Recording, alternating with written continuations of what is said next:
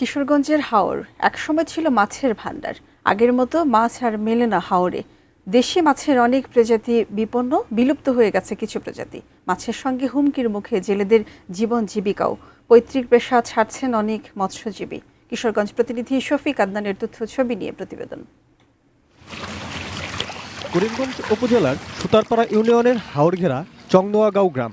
একসময় শতাধিক জেলে পরিবারের বসবাস ছিল এই গ্রামে। ভোরে তারা জাল নিয়ে বের হতেন, সন্ধ্যায় ফিরতেন মাছে ভরা নৌকা নিয়ে। জেলেপল্লীতে আগের সেই প্রাণচাঞ্চল্য আর নেই।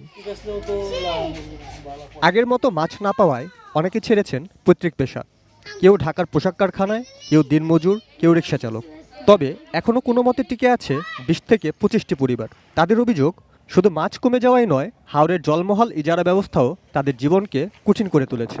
প্রভাবশালী বিত্তবানরাই ইজারা পায় জলমহলের টাকা দিয়ে মাছ ধরতে হয় তাদের, তাতেও সংসারের খরচ চলে না। আমরা আগে ৭০-৮০টা ঘর ছিলাম, আছি আমরা ১০-২০টা ঘর। আমরা গরিব মানুষ, আমরা ১৫ লাখ টাকা ভাও করতে আমরা গাঙ্গ দিতাম। মাছ নাই, ওয়ানকালি শুধু পানি আর পানি।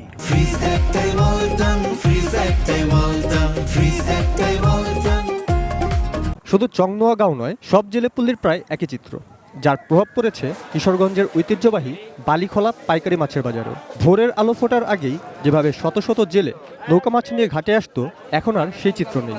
সেই রমরমা বাণিজ্যও আর নেই। কোটি কোটি টাকার মাছ এখান থেকে সারা বাংলাদেশে আমদানি হইতো, দেখেন একবারে শূন্য। জলমহলের অপরিকল্পিত ইজারা, নিষিদ্ধ কারেন্ট জাল ব্যবহার, ইলেকট্রিক ফিশিং, ডিমওয়ালা ও পোনা মাছ নিধন, নাব্যতা কমে যাওয়া এবং জলবায়ু পরিবর্তনের প্রভাবে মাছের স্বাভাবিক চলাচল ও প্রজনন ব্যাহত হচ্ছে। জেলার হাওরগুলোতে আগে ২৬০ প্রজাতির দেশি মাছ পাওয়া যেত।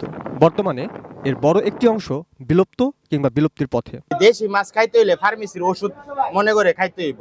চায়না দুয়ারে জাল, ইলেকট্রনিক মেশিন, আর দ্বিতীয় হলো যে কীটনাশক। এগুলি যাতে আবার ফিরে আসে পরিবেশে, সেজন্য আমরা বিভিন্ন ধরনের কর্মসূচি ইতিমধ্যেই গ্রহণ করেছি এবং কর্মসূচি গ্রহণ করার জন্য পরিকল্পনায়ও প্ল্যানিং মিনিস্ট্রিতে জমা দেওয়া আছে। Roni Hossain, desk report, ATN news.